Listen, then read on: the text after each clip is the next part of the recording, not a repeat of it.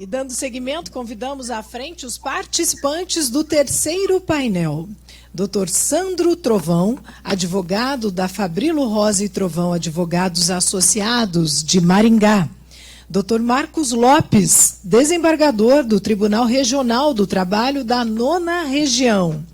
E doutora Roberta Santiago, presidente da Associação dos Advogados Trabalhistas do Paraná e secretária adjunta da Ordem dos Advogados do Brasil, Seção Paraná. Com o tema Formas de Remuneração Variável e Aplicação na Indústria da Construção. A condução será do Dr. Sandro Trovão, que fará a mediação, a quem eu transmito agora o uso da palavra. Fiquem à vontade. Bom dia a todos, bom dia o pessoal que está nos assistindo aqui presencialmente, o pessoal que está pelo YouTube. Eu estava acompanhando ali o movimento do pessoal no chat do YouTube, está bem movimentado, né? Espero que no nosso painel ele esteja assim também, para a gente ter um debate mais amplo e com maior participação. Eu estou numa situação bastante confortável aqui, que eu só vou conduzir os debates, né? E vou aproveitar para esclarecer minhas dúvidas aqui com a doutora Roberto e com o Dr. Marcos, que são pessoas que eu já convivi na advocacia, sei que são extremamente competentes aí na condução das suas atribuições. Uma coisa que eu queria, antes de passar a palavra ao Dr. Marcos, depois para a doutora Roberta, é enfatizar o que eu vivo como negociador de convenção coletiva. Eu faço isso já, acho que uns 15 anos, né? Negocio convenção coletiva especificamente do Sindicato da Construção Civil da região Noroeste, que fica sediado lá em Maringá. E o anseio que a gente sempre teve das construtoras era remunerar bem quem também traz rendimentos para as empresas, né? Então, a gente sempre tinha uma discussão com relação a piso, né? Então, os trabalhadores sempre vinham com o argumento de que o realmente praticado no mercado é um valor superior, então, principalmente com os cargos de maior competência, né, dentro das corporações, né, os mestres de obras, por exemplo, ou os contramestres, tal, eles sempre ganham bem acima do piso, né, mas que já são trabalhadores que desenvolvem uma competência melhor dentro das suas atribuições. Tá? Então, nós tivemos na reforma trabalhista, quando ela veio, o artigo 547, né, que nos trouxe as alterações com relação à premiação, né, especificamente o parágrafo 1º, que dizia que não incidem, né, as contribuições previdenciárias aos prêmios, às gratificações, tal, mesmo que habituais. Né? E o parágrafo 4º, né, que diz que considera-se prêmio aquela gratificação que o trabalhador recebe por um desempenho superior ao esperado. Né? Então, o que eu tenho visto nas empresas que eu advogo, né, e a gente sempre orienta nesse sentido, é a questão de estipular o que é esse além do esperado. Né? Então, quando vou dar um prêmio, eu tenho que saber o que é o além do esperado. E daí a gente sempre orienta nossas empresas a ter esse parâmetro, né? Ter essa medição do que é o além do esperado para ter uma maior segurança nessa concessão. Tá? Mas acho que a gente deve ouvir aqui os especialistas na área, os juristas, né, que estão aqui para nos brindar com essa exposição. Então, eu já passo a palavra para o Dr. Marcos, né, que é desembargador aqui no Tribunal da nossa 9ª Região, né, que abrange o Estado do Paraná. Dr. Marcos, o senhor tem 20 minutos. Fique à vontade, por favor. Bom dia a todos. Bom dia, Roberta. Bom dia, Sandro. Bom dia aos presentes e aos que estão nos ouvindo pela internet, nos vendo pela internet. Primeiro, a minha satisfação de estar aqui, agradecer o convite do Sinduscon de Maringá, através do Rogério, do Afonso Chiosaki, do Sandro, para participar desse evento.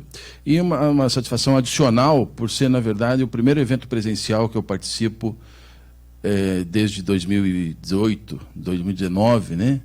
Em 2019 eu fiquei meio assim na expectativa da promoção para o tribunal, então me afastei dos eventos. E 2020 e 2021 todos sabemos que ficamos confinados em casa, eventos presenciais foram totalmente eliminados.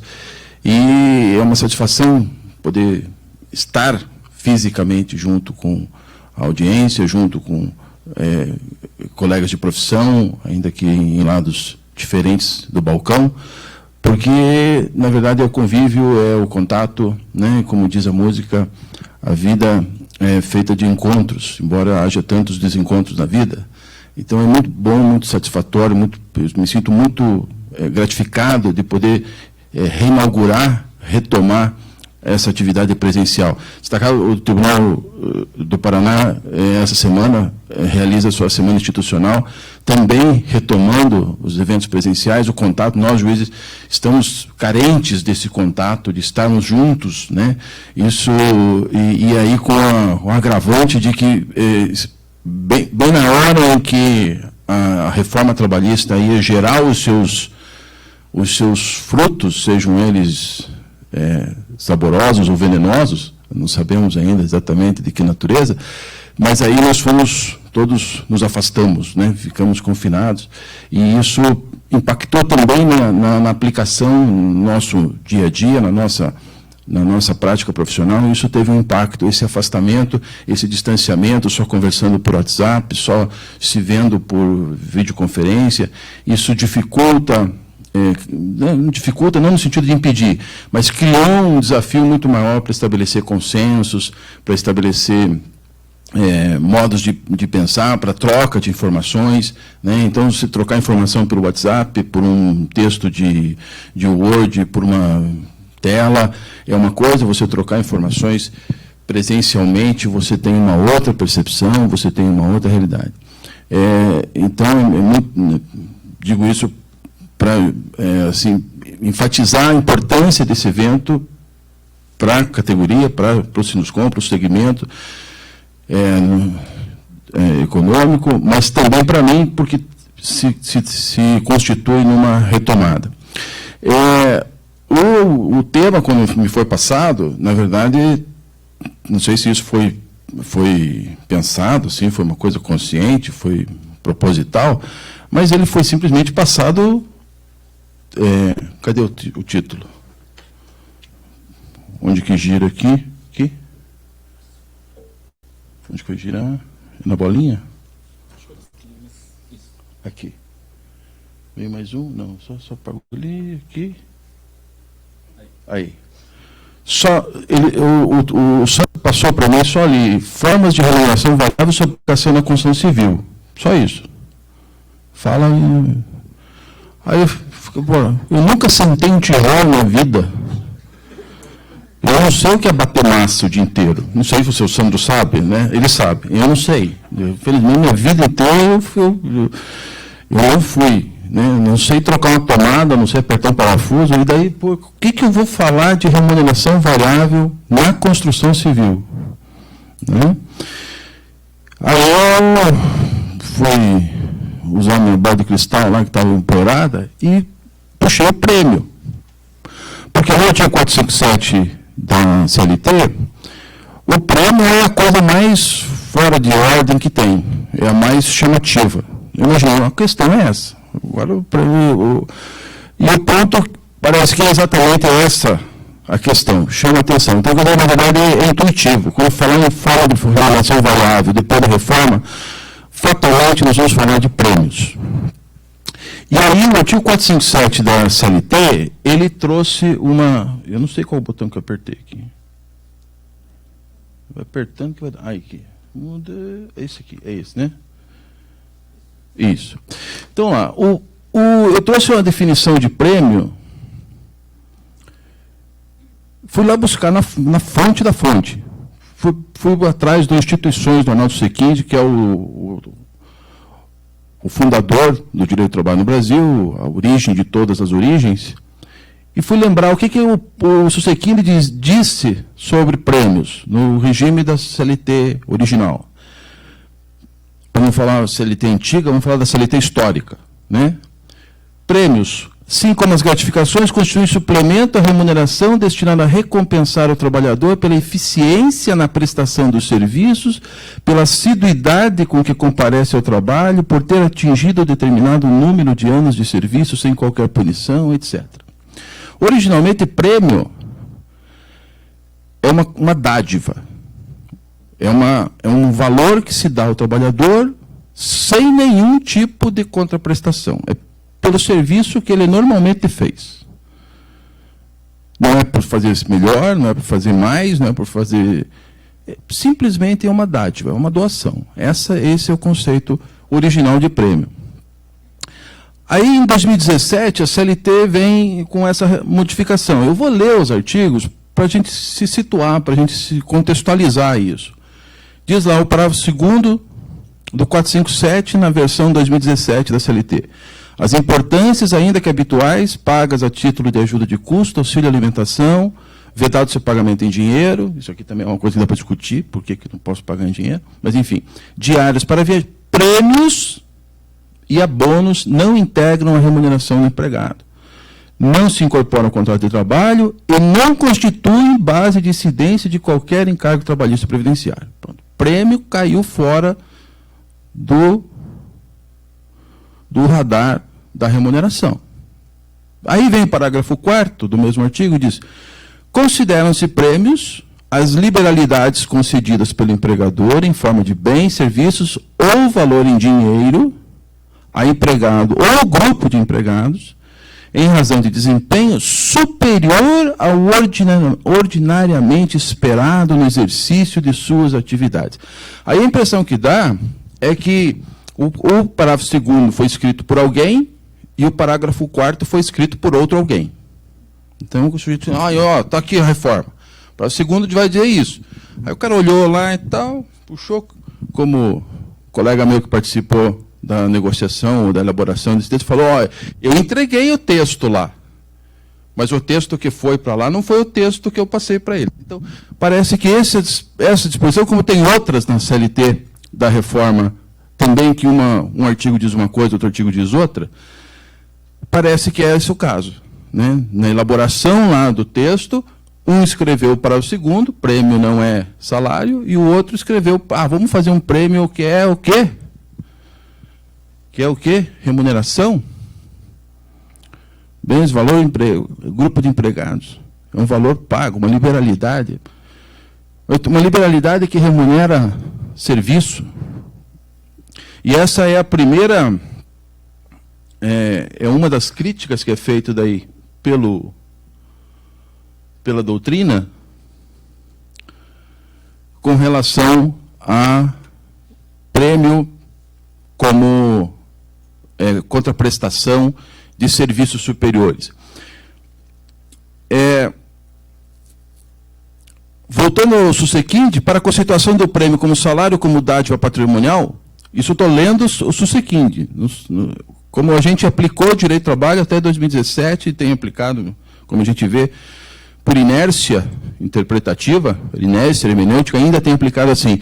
Então, diz o seguinte, para a conceituação do prêmio como salário ou como dádiva patrimonial, pouco importa o rótulo com que é concedido. Se corresponder a trabalho executado por força do contrato de emprego, será sempre salário. Se constituir recompensa à forma pela qual o trabalhador cumpria suas obrigações, já remuneradas pelo salário ajustado, será uma liberalidade da empresa. Vejam que tradicionalmente, originalmente, prêmio não podia ser por conta de trabalho prestado. Fosse o trabalho ordinário, porque ele já deveria ser remunerado pelo salário, então não posso dividir o salário devido, uma parte salário fixo, outra parte salário prêmio, seja por salário, por trabalho excedente. Onde que a gente vê esse trabalho excedente? Trabalho excedente é hora extra. Eu posso estabelecer um prêmio sem natureza salarial porque o cara trabalhou 12 horas, em vez de 8. Isso é hora extra. Como que a gente separa essas coisas? Quer dizer, a lei não deu esse caminho. né? A lei criou uma contradição muito forte, uma contradição muito séria, né? Então, e vejam, aí eu trago lá a versão original da CLT, não tratava de prêmio. A CLT nunca cuidou de prêmio. O prêmio é uma invenção que a prática das relações de trabalho gerou. A CLT falava em gratificações ajustadas.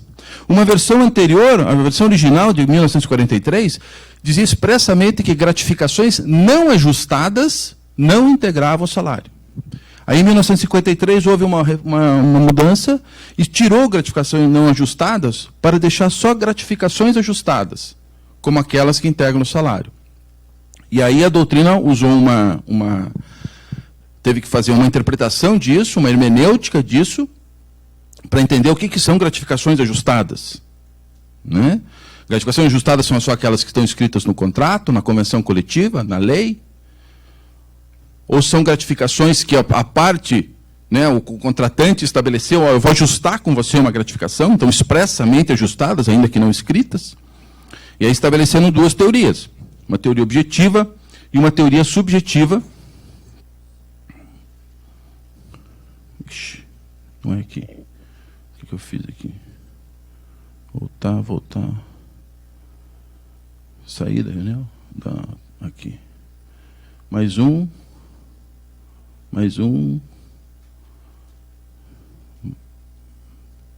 Aí, critério objetivo e subjetivo. Ali. Volta. Tem alguém que está me ajudando com isso? Sou eu. Sou eu mesmo. Credo. Vamos nos entender aqui, né? Mais para trás. Aí. Puxa. Só me explicar o que é aqui. Eu tenho que apontar para onde? A gente que não só não assentar tijolo, como apertar botão, eu também não entendo muito. Então eu tenho que apontar para lá e puxar para cá. A minha tela são as laterais. Então está aqui. Obrigado. Estou estabelecendo dois critérios para saber o que é a gratificação ajustada. E aí tratava prêmio e gratificação como sinônimos. Critério subjetivo: se a gratificação ou prêmio é concedido em caráter de liberalidade, não será salário. Então, é a vontade de quem paga que diz se aquilo é salário ou não. Esse é um critério subjetivo. E aí o Susequinde menciona autores do mundo inteiro que entendiam, né, uma corrente mundial que entendia desse jeito, nos outros países, inclusive. E critério objetivo, que foi o que prevaleceu no Brasil, que a gratificação ou prêmio é pago como remuneração, de forma que o trabalhador passa a contar com esse valor como salário normal. A habitualidade, a individualização, a uniformidade, a finalidade levam a presumir que foi ajustado. Então, objetivo por quê? Porque é a realização do trabalho que faz com que aquilo seja ajustado ou não, e não a vontade da pessoa. Eu posso começar a dar um prêmio, a partir do momento que o trabalhador começa a contar com aquilo, virou salário. É assim que nós temos interpretado a remuneração variável nos últimos 80 anos. É assim que funciona. Primeiro aqui, uma justificativa. Esse tipo de interpretação não muda em 24 horas, em 24 dias, nem em 24 meses. Não sei quanto tempo essa visão vai se alterar, porque ela é muito forte, muito arraigada. Certo? Não só essa mudança, mas outras mudanças que vieram com a reforma alteram substancialmente a forma como o direito, e não é a justiça do trabalho. O direito do trabalho foi e é ainda interpretado dessa forma. Então, há dois mundos que estão se chocando, né? Então, não há aqui... vejam, para a fixação do prêmio como salário, ou seja, como gratificação ajustada, então eu tinha que ter habitualidade, individualidade, uniformidade e a finalidade. Aí como que ficou?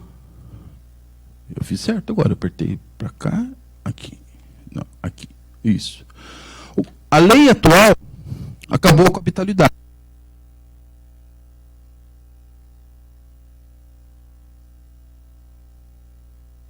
A lei atual diz que a habitualidade não é considerada para fins de salário, de natureza salarial. Eu posso pagar um prêmio mensalmente e ele não vai ser salário. É o que diz a lei. A uniformidade do prêmio também, se posso pagar o mesmo valor proporcional, também não é mais salário. Pagar individualmente, em razão do exercício de atividade de um determinado empregado, não, eu posso pagar para um grupo de trabalhadores. Pego a minha equipe e vou dar um prêmio para a equipe. Também não é salário. E a finalidade? O prêmio é para recompensar recompensar o empregado dedicado, o tempo de serviço do trabalhador. Não. A finalidade agora é contratual e é de prestação de serviço. Serviços superiores ao ordinariamente esperado. E aqui a gente chega na dúvida que o Sandro coloca aqui, que é uma dúvida totalmente pertinente e que é uma dúvida que eu também tenho. Que raio que é ordinariamente esperado? Superior ao ordinariamente esperado. Aí, eu tenho um caso recorrente, enfrento um caso recorrente, já enfrentava no primeiro grau, e o caso segue no segundo grau muito frequente, de uma empresa de telefonia que tem um programa de incentivo variável. Isso é clássico, tá lá. Temos inúmeras decisões a respeito dessa empresa e desse sistema de remuneração. Então, o que ele faz? Ela conta lá o tempo de trabalho na estação de trabalho, de call center, e se o tempo de trabalho der acima de um determinado patamar, ela paga um prêmio. Na visão da empresa, aquilo é prêmio por trabalho superior ao que era esperado. A Justiça do Trabalho, reiteradamente, diz que aquilo remunera trabalho esperado. E manda pagar. Não só manda pagar integrar o valor desse prêmio, como manda pagar esse prêmio pelo teto máximo. Considerando que aquelas medições que são feitas lá, porque não são claras, porque não são explicadas, etc., elas não são aplicáveis no contrato de trabalho, e manda pagar o prêmio como salário e pelo teto máximo, com diferenças, inclusive, não só diferenças por repercussão, mas diferenças no valor do próprio prêmio. Certo? Eu votei em alguns casos, em muitos casos eu tenho votado exatamente para dizer que neste caso específico, em que o salário, a remuneração é trabalhada em cima da atividade específica, e você mede um trabalho esperado, e você paga um adicional por conta de um trabalho superior àquele esperado, ou seja, se o trabalhador não realiza esse esperado, ele não sofre nenhuma sanção, isso seria o verdadeiro prêmio que foi consagrado pelo parágrafo 4º do artigo 457. Então, você tem um padrão, na minha visão, esse voto é vencido, não foi acolhido, até porque tem um problema de temporalidade, contrato anterior à reforma, depois da reforma e tal. Isso tudo acaba confundindo as coisas e criando muito ruído. Mas a ideia do trabalho superior ao ordinariamente esperado seria da seguinte forma: você tem definido um padrão de trabalho. Então, você tem um indicador que mede quanto que é o trabalho que eu espero. Abaixo daquele é baixo desempenho, é despedida por justa causa, ou pode despedir sem justa causa, enfim. E acima daquele padrão, daquele parâmetro, também pelo mesmo indicador, aí você tem o prêmio sem essa natureza salarial. Essa é a ideia por trás do parágrafo, no meu modo de ver, na minha visão, é a ideia do parágrafo 4º do artigo 457. Tudo seria bom se tudo fosse assim. Se o mundo fosse conforme as minhas ideias, o meu mundo seria uma delícia. Não sei o de vocês, mas o meu seria. Mas o mundo não é conforme eu penso. Sorte de vocês. Então, isso tem problemas. No nosso sistema, legal e tem problemas no mundo do trabalho também. Eu identifiquei aqui, não, é aqui, mudou ali, aqui. Era para ser aquela telinha lá, né? Mas enfim. Eu comecei identificando alguns problemas para esse tipo de visão. A primeira delas é a da questão constitucional. E aí, entre tantos, esse não tem, até onde eu pesquisei, eu não encontrei uma ADI contra o 457, parágrafo 4º. Até hoje ninguém teve essa ideia, ninguém criou polêmica com relação a isso, tomara que não tenha, né? Mas o Bezerra Leite, ele aponta ali, ele dá a senha da pista de que tem problema de constitucionalidade. Então, ele vai dizer que, como o 457, parágrafo 4º, estabelece uma forma de remuneração de trabalho sem natureza salarial, isso viria de encontro, seria uma forma de retenção, uma forma de supressão de garantia constitucional, indireta. Não dá para negar que tem uma... Se não é uma esperteza, é uma engenharia interessante. Eu não digo que você não tem direito a 13º, nem a fundo de garantia. Eu não digo que você não tem direito a 1/3 de férias. Não, simplesmente digo que o que eu te pago não é salário. E com isso eu não te pago férias, não te pago 13º, não te pago. Então, quer dizer, você cria uma solução de contorno para que você para que você deixe de pagar, para que a empresa deixe de pagar valores garantidos constitucionalmente. Para usar uma expressão do Lênin Streck aqui, seria o drible da vaca na Constituição. Ele detecta isso, o Bezerra Leite detecta isso e aponta lá em constitucionalidade exatamente por ofensa a esses dispositivos. Fundo de garantia, adicional de horas extras, salário família, adicional noturno. Por quê? Porque você retirou a natureza salarial de trabalho prestado. E a questão previdenciária. Daí, invocando o artigo da Constituição que diz que todo valor relativo ao trabalho serve de base de incidência da Seguridade Social, das contribuições sociais, da Seguridade Social.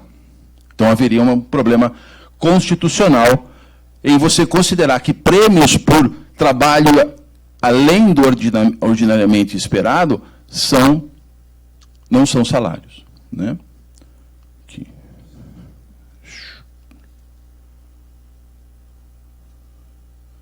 Mais um que eu vou lá. Isso, aí. Até o final da palestra eu acerto. Questão previdenciária. Então, tem uma questão constitucional e tem uma questão previdenciária. Além de combinar com a Justiça do Trabalho, nós temos que combinar com a STJ também. Porque o STJ tem uma jurisprudência pacífica, estável, uniforme, dizendo que prêmio que paga salário é contribuição, é base de contribuição.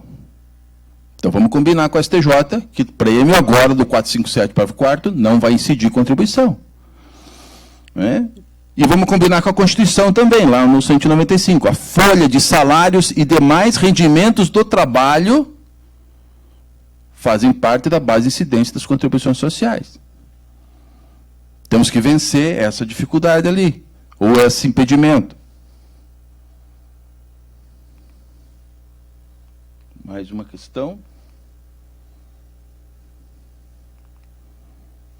Vai. A questão trabalhista, que é o que nos pega.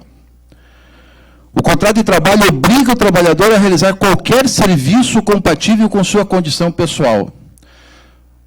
Você já deve ter acompanhado o pedido de desvio de função.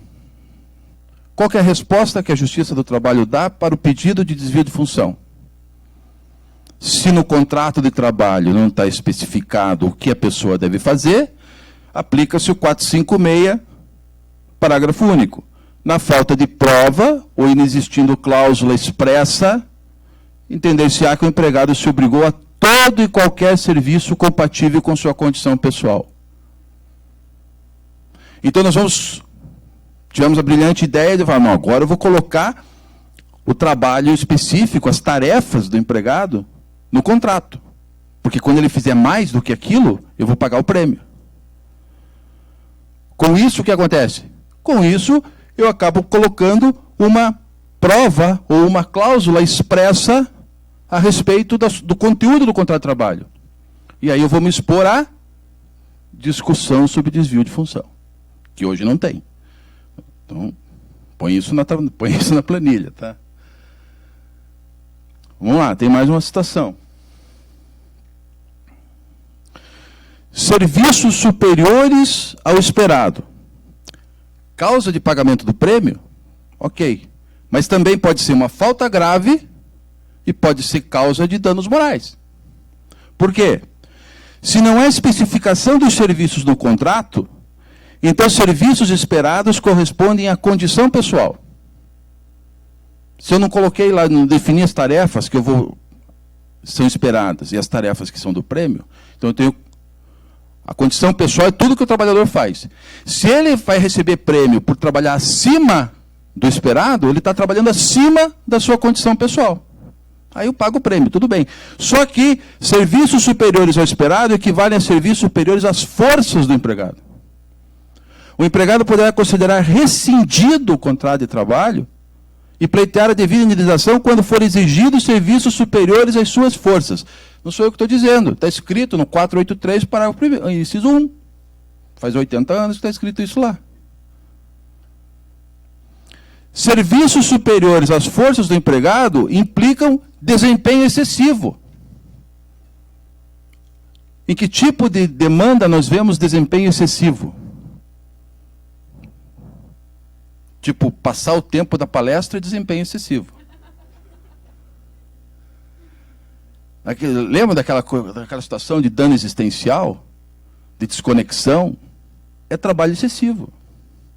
Hora extra acima de 10 horas diárias. Trabalho excessivo. Desempenho acima do esperado. Aí vamos ter dano extrapatrimonial. Vamos ter problema de intimidade. O trabalhador prestou serviço no domingo, prestou serviço no horário de intervalo. Vai ter problema de autoestima, frustração, porque o trabalhador queria trabalhar mais e não consegue. Não consegue receber o prêmio que o colega conseguiu receber. Problema de saúde, estresse, burnout, lazer, convívio familiar, problema existencial, projetos de vida. Problema da integridade física, doença mental, depressão, doenças físicas que somatizam problemas psicológicos. Então, vejam que nós temos muitas questões aqui para refletir sobre o prêmio, né? Então, de um lado, a gente comemora a redução das reclamações trabalhistas por conta dos honorários de sucumbência, e, por outro lado, a gente vai comemorar o aumento das reclamações trabalhistas por conta de problemas que nós não tínhamos e que nós vamos criar por conta dessa novidade que, aparentemente, não está se encaixando no nosso regime, não só no nosso regime legal, como também no nosso regime fático, na nossa situação das relações de trabalho. Então, já enveredando para o final e deixando aqui para a gente tentar debater um pouco mais, ter algumas discussões, duas propostas de reflexão que eu faço. A previsão de prêmios por serviços superiores ao previsto em contrato pode levar a conflitos decorrentes da ofensa a bens imateriais juridicamente tutelados e a causalidade laboral por doenças como depressão e burnout. Primeira reflexão. O que nós fazemos com isso? A instituição de prêmios em razão da prestação de serviços superiores ao ordinariamente esperado pode significar a redefinição do conteúdo específico da obrigação de prestar trabalho, suscitando conflito quanto a diferenças de salário por desvio de função. Evidentemente que vai fazer a precificação disso. O que vale mais? Eu remunerar, dar um prêmio para o meu empregado e me expor a um conflito com relação a isso, ou simplesmente tocar a vida como sempre foi e que assim seja, né? Era isso que eu tinha para colocar para vocês. É muito mais uma provocação, muito mais... porque nós também não temos uma definição clara com relação ao alcance dessa modificação muito, muito grande. Então, basicamente é isso. Eu fico aqui à disposição para vocês. Compartilho com vocês um pensamento do Zaratustra, que eu sou fã dele. Diz lá: vós todos que amais o trabalho selvagem e tudo que é rápido, novo e desconhecido, mal vos suportais a vós mesmos. Vossa atividade é fuga e vontade de vos esquecerdes de vós mesmos. Se tivesseis mais fé na vida, não vos entregaríeis tanto ao momento presente, mas não tendes consistência alguma para a espera nem para a preguiça. Assim falava o Zaratustra. Isso aqui é no sentido de que você espera sempre o novo, e não se preocupa com o que está aqui agora. De repente, essas novas práticas que a reforma traz não são tão novas assim, não são tão adequadas assim. Não vamos nos impressionar com relação a isso. Era isso que eu tinha para falar. Se vocês tiverem alguma indagação, tiverem algum questionamento, a gente pode compartilhar aqui experiência, dar opinião. É isso aí, espero que vocês tenham aproveitado. Muito obrigado. Doutor, muito obrigado. Eu acho que eu vou passar a palavra direto para a doutora Roberta, para a gente ouvir a posição dela, a opinião dela com relação a esse tema. E no final daí a gente volta com as perguntas. Eu vi que tem algumas indagações aqui no chat já, daí eu retransmito para o doutor, e daí queremos ver a visão da doutora Roberta também com relação a esses questionamentos. Obrigada, doutor Sandro. Um bom dia a todos e a todas, um bom dia a quem nos está assistindo online. É um prazer estar nessa casa. Agradeço o presidente do CEBIC, José Carlos Martins, o presidente do Sinduscom, Rodrigo Assis, ao colega Sandro pelo convite. E não posso deixar de parabenizar o nosso desembargador, Dr. Marcos Aurélio. É um desembargador, como todos já viram, bem visionário, e um dos poucos dos desembargadores que aplica a lei, a inovação da lei de fato, né? Alguns ainda ignoram a efetiva reforma trabalhista, mas o Dr. Marcos Aurélio é um desembargador que aplica, entende e, como bem já passou aqui a todos nós, compreende a norma como deve ser compreendida.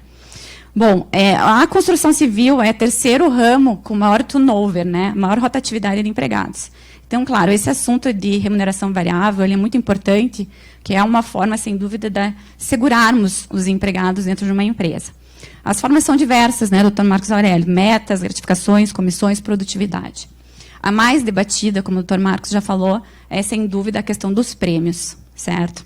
O prêmio, para utilizar o prêmio, existem várias palavras já previstas na lei, inclusive no parágrafo 4º, que é liberalidade, habitualidade, desempenho superior ao ordinário esperado.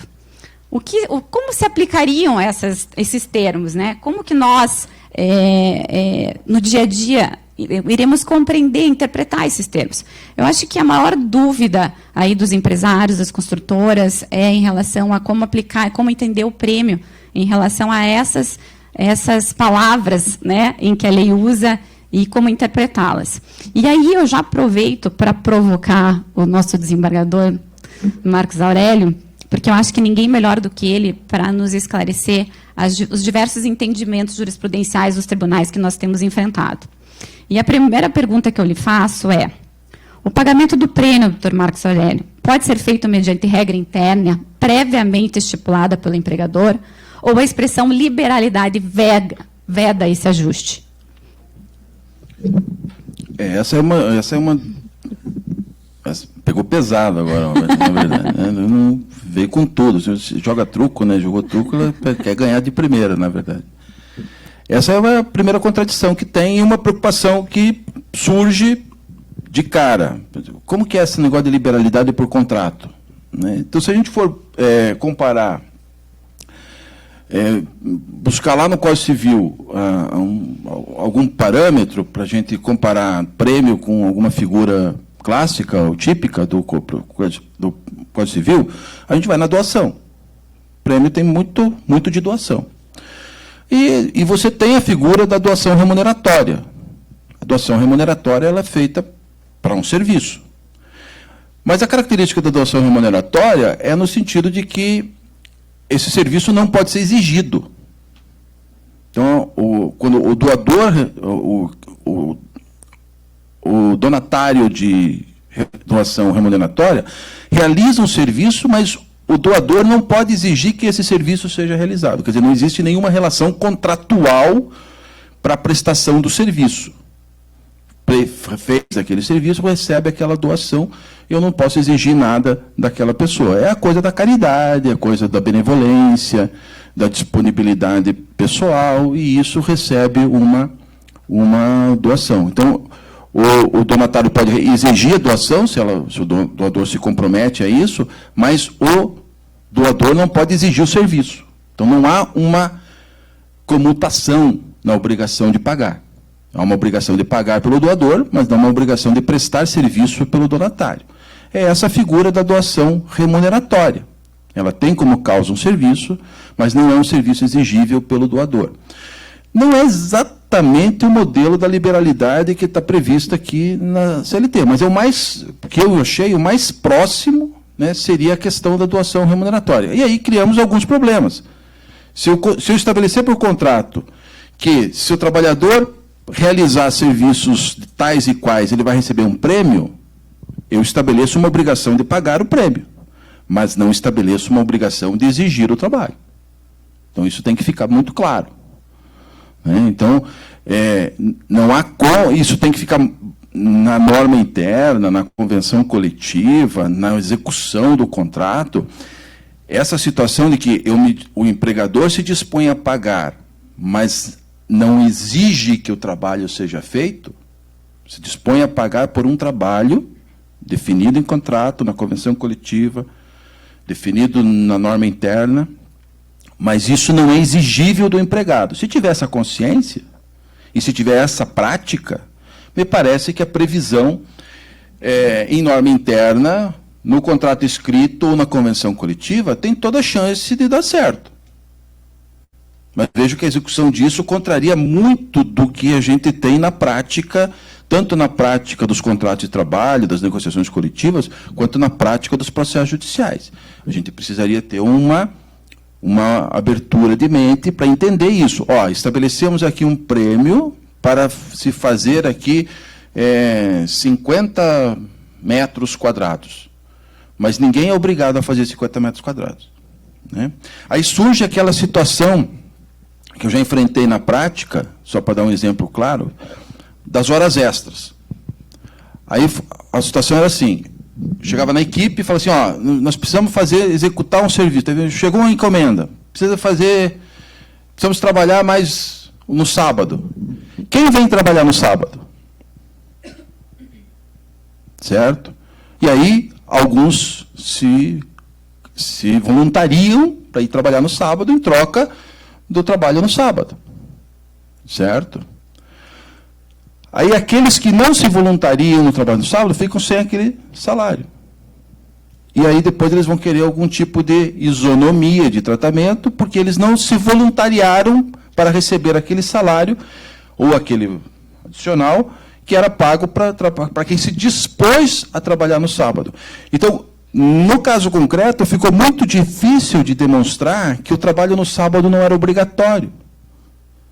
Que, na verdade, era obrigatório do ponto de vista da empresa, porque ela tinha que atender a encomenda. Mas não era obrigatório do ponto de vista do trabalhador, porque alguém se abriu a possibilidade à equipe de quem não quisesse, de quem tivesse qualquer tipo de compromisso, ou não quisesse trabalhar, não fosse trabalhar, e isso tudo certo, não vem, nós vamos continuar a vida normal. Só que para transpor essa realidade para o âmbito do processo, foi muito difícil e não se conseguiu este intento de dizer que, naquele caso, o trabalho era voluntário. Né? Vamos usar aqui essa expressão, não é que era voluntário, mas era um trabalho que estava à disposição do empregado, ele próprio definir se ele vai trabalhar ou não. Trabalhar em escala de revezamento. A escala de revezamento, todo mundo tem que estar na escala? Não, só está na escala quem quer. Então, essa não é da prática judiciária, da prática, e nem da prática da execução dos contratos de trabalho, essa permissão, essa autonomia dentro do contrato de trabalho. Eu vou trabalhar se eu quiser, se eu não quiser, não tem problema nenhum. O meu chefe não vai virar cara para mim, os meus colegas vão me tratar da mesma forma, eu não vou perder o emprego por conta disso. Então, isso é muito... Em outros países, em outros sistemas legais, em outros sistemas produtivos, Isso soa muito natural. Você vai chegar em outros lugares e você vai dizer assim, não, mas por que esse trabalhador vai ter direito ao que o outro quis, se ele não quis? Assim, não, aqui no Brasil todo mundo tem que ser tratado igual.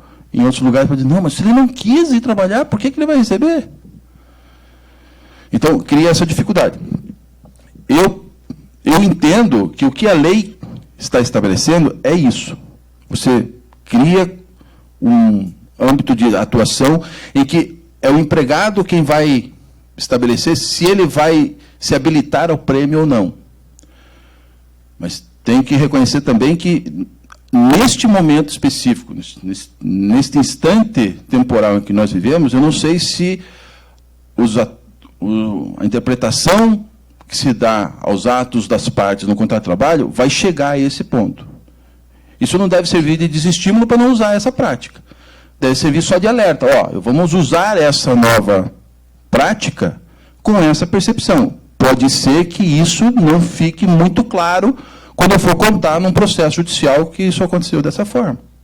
Então, não basta só estabelecer em contrato. É preciso que a prática corresponda ao contrato. E é preciso que você se municie de elementos capazes de demonstrar que o que aconteceu na prática corresponde ao que era no contrato. E aí você tem mais chances, e isso não é uma certeza, mais chances de que esse novo arranjo da prestação de trabalho seja reconhecido e não gere um passivo judicial em cima disso. Aproveitando já a resposta a respeito das convenções coletivas e dos acordos coletivos, artigo 611-A, artigo 7º da Constituição Federal, o tema 1046 do Supremo Tribunal Federal, a questão do desempenho superior ao ordinariamente esperado. Há necessidade de ter esse tipo de previsão na convenção coletiva ou no acordo coletivo? Ou apenas havendo uma cláusula de determinação de prêmio, não há necessidade de comprovação do trabalho ordinariamente esperado pelo empregado? Bom, eu não até agora, exatamente nesse ponto, eu não encontrei ainda decisão judicial e também não encontrei um caso concreto em que isso tenha sido colocado assim como nesses termos. O que a gente tem é prêmio produção, que é considerado salário, né? Os prêmios que a jurisprudência traz, então o prêmio produção, que é salário, porque é contra a prestação de trabalho, o prêmio aposentadoria, que é por atingir um tempo de serviço, aí esse é prêmio mesmo, né? O outro que tem natureza de prêmio também, mas é controvertido, por exemplo, o bônus de contratação, o luvas, né? A própria lei do jogador de futebol, do profissional de futebol, estabelece que luvas têm natureza salarial, tem uma, né? Então, porque ela é remuneratória, aí as luvas têm aquela questão de você ter que devolver se você não fica contratado determinado tempo e tal. E, então, não é por conta do trabalho específico, mas por conta de um trabalho a ser realizado. Então, os debates que existem, as discussões que existem hoje em termos de interpretação de prêmios, ainda, o que eu digo, tem essa inércia hermenêutica do tempo passado, certo? Como se vai estabelecer um modo de trabalho, um modo de remuneração, um modo de contraprestação do trabalho, para não confundir com o salário, né, falando de remuneração, de contraprestação do trabalho, que é, de certo modo, inovador por conta da nova norma, então, evidentemente, que a previsão disso, seja no regulamento da empresa, seja no contrato escrito, ou, mais especificamente, na negociação coletiva, é extremamente recomendável. Então, eu acho que a prática da negociação coletiva tem que incorporar essa novidade, porque ela faz bem para o trabalhador, porque incrementa o salário, faz bem para a empresa, porque consegue reter trabalhador, porque consegue conquistar disputar no mercado de trabalho os melhores profissionais. Então, e isso vai ser construído ao longo do tempo. Então, alguns ganhos vão existir, algumas perdas vão ocorrer. Isso eu acho que faz parte da evolução disso. Então, este prêmio remuneratório, se nós podemos usar essa expressão, por liberalidade, ele é um fenômeno trabalhista que está por se construir. E aí, como ele é um fenômeno que está por se construir, ele tem uma vantagem e uma desvantagem. A vantagem é que ele é novo, e a desvantagem é que ele é novo. Então, sendo novo, tudo que eu fizer pode estar certo, como também pode estar errado. Então, o que vai fazer a diferença aqui é, de repente, a disposição que cada um vai ter de se desafiar a si próprio e de desafiar esses conceitos. Então, eu posso dizer que existe uma tendência a que se reconheça o que a convenção coletiva diz. Isso significa que a convenção coletiva pode dizer o que bem entende?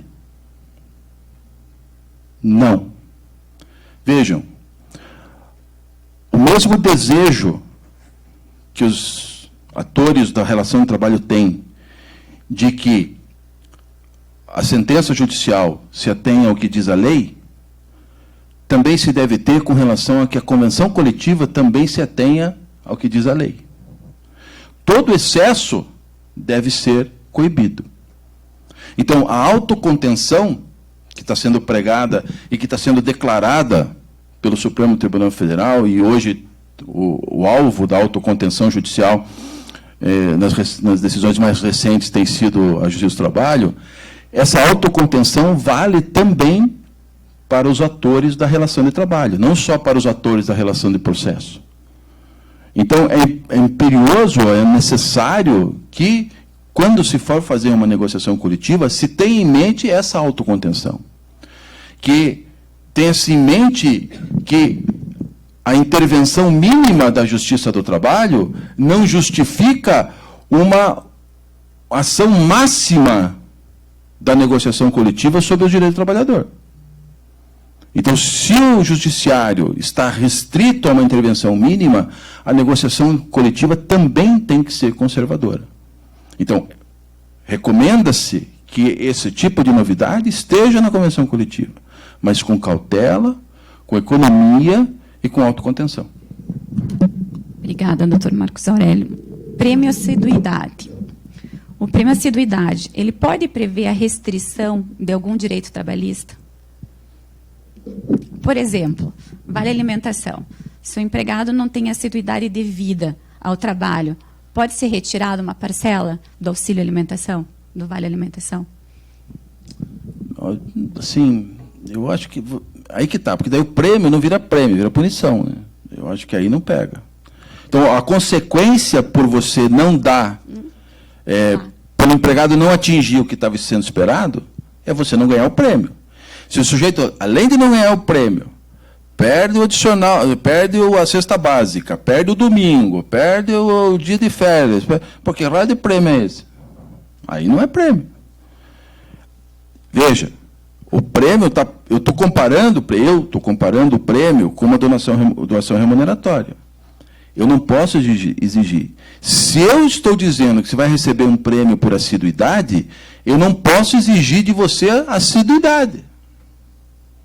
Eu estou dizendo, se você vier todos os dias trabalhar, eu vou te dar um prêmio.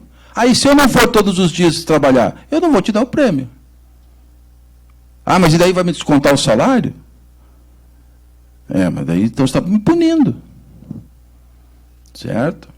Então, veja, você cria você cria uma obrigação de pagar, mas não um direito de exigir. Então, esses prêmios que compensam ou compensavam a prestação regular de trabalho, eles podem ter, inclusive, essa consequência de dar direito ao trabalhador exigir o prêmio e retirar o direito do empregador de exigir o serviço.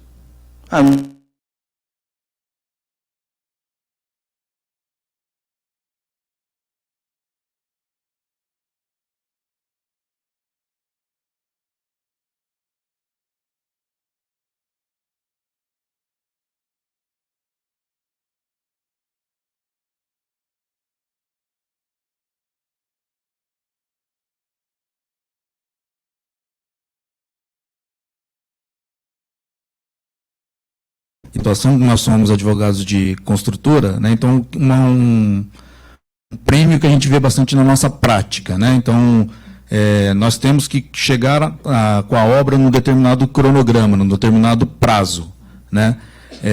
Então, para chegar nesse determinado prazo, né, eu preciso que a equipe tenham um desempenho superior ao esperado.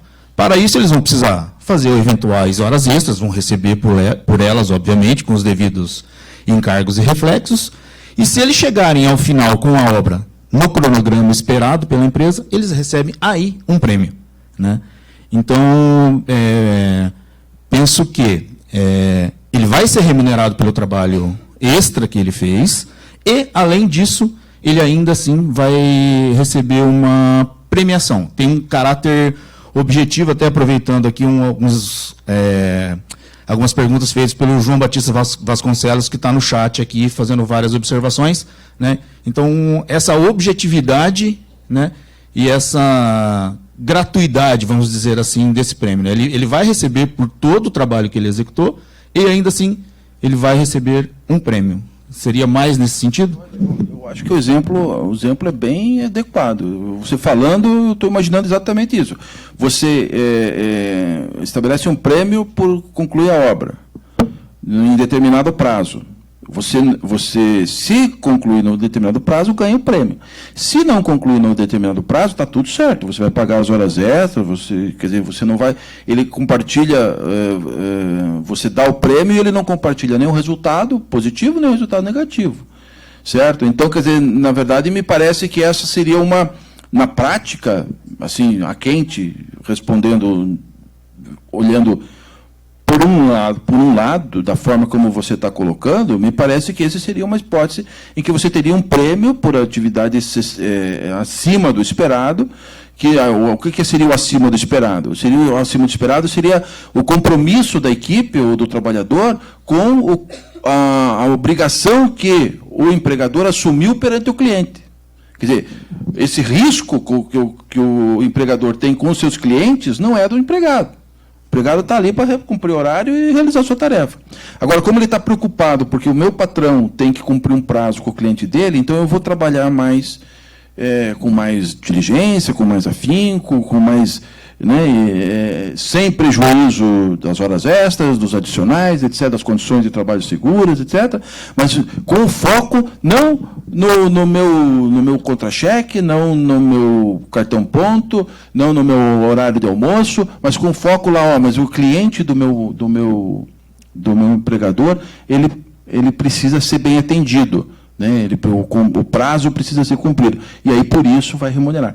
Quer dizer, a partir do momento que esta situação fica demonstrada, me parece que não há dúvida de que seria o prêmio do parágrafo 4º do artigo 457. Doutor Marcos, apenas mais uma pergunta, e essa é mais a letra da lei, mas eu gostaria de saber qual é o seu entendimento como desembargador, principalmente o entendimento do nosso TRT. Eu até ia colocar ali, mas não consegui. 2 decisões do mesmo tribunal, que não é o nosso tribunal, da mesma turma, na qual define que, de forma que o trabalho habitual, o prêmio é assiduidade, sendo de forma habitual, ele integra o salário do trabalho, integra o salário, certo? E outra decisão que fala que, em razão da reforma trabalhista, que o prêmio assiduidade, sendo habitual, ele não integra.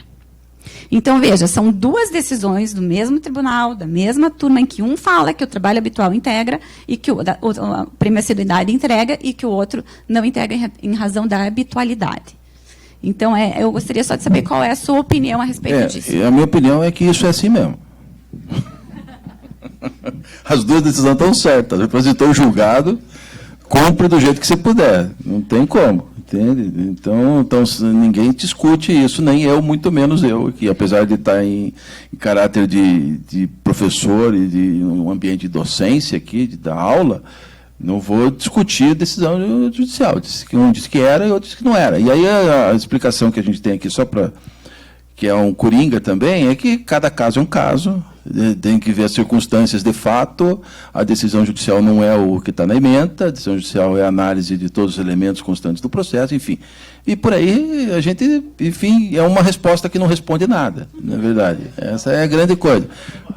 E a habitualidade, então, sem entrar no mérito das decisões, porque acho que a grande dúvida do judiciário hoje é justamente a questão da habitualidade do pagamento, que retiraria a natureza de prêmio e conferiria a natureza remuneratória. Acho que essa que é a grande discussão. Então, aí que está. É que, veja bem, o prêmio do parágrafo 2º pode não ser o mesmo prêmio do parágrafo 4º, né? Então, quando diz que o prêmio pago habitualmente não integra a remuneração, então nós podemos fazer, e aí é uma hermenêutica que a gente está construindo, né? Parece que, do jeito que foi redigido a lei, fica difícil de sustentar isso do ponto de vista da construção do texto, porque fala prêmio é. Então, toda vez que a lei conceitua alguma coisa, fica muito complicado, né? Amarra uma coisa. Mas, de alguma forma, talvez se a gente entendesse que o prêmio do parágrafo 2º, não habitual, habitual, que não integra salário, é diferente do prêmio por atividade acima do esperado, então a gente poderia que todos os prêmios que existem no nosso universo foram, no dia 11 de novembro, transformados em não salário, né? Houve ali uma varinha de condão e abracadabra, viraram, um dia eram salários, outro dia não eram salários, porque se disse que não eram habitual. Um tempo era habitual, outro tempo era habitual. Essas decisões contraditórias partem exatamente disso. Um reconheceu a magia, o outro não reconheceu a magia, né? Um disse, não, a partir de 11 de novembro, o prêmio habitual não é mais salário. O outro disse, não, a habitualidade remunera a prestação de serviço, é salário. Calma, vamos pensar. Certo? Então, a situação que a lei cria é exatamente esse espantamento, essa admiração com relação a essa transformação. Me parece que seria mais, a tendência seria reconhecer que toda vez que o prêmio habitual servir como contraprestação de trabalho regular, aí vai ser considerado salário. Certo? Então, o prêmio assiduidade, que simplesmente remunera porque a pessoa não teve faltas, né? Então, não ter faltas de cara não é desempenho acima do esperado, porque ninguém espera que a pessoa falte, né? Então, não dá para se dizer assim, a pessoa veio, você veio todos os dias, você não faltou nem um dia. Ótimo, eu esperava que você faltasse 15 dias. Isso não existe. Então, o prêmio assiduidade é candidato número 1 a entrar como salário na perspectiva de que prêmio por atividade normal, porque a interpretação é o contrário. Prêmios habituais não são salário. Prêmios acima do esperado não são salários. Então, prêmios habituais para serviço esperado é salário. Então, a hermenêutica vai ser, eu entendo que vai evoluir para esse lado, porque a interpretação tem uma tendência de atrair tudo que paga para o trabalhador, atrair tudo para o âmbito do salário. A ideia continua sendo essa, e não excludente. Até porque você não tem a chance de substituir salário por prêmio. Porque se você for muito liberal, se for muito avançado, se for muito agressivo no prêmio, daqui uns dias o cara vai receber R$1.000 de salário e R$50.000 de prêmio.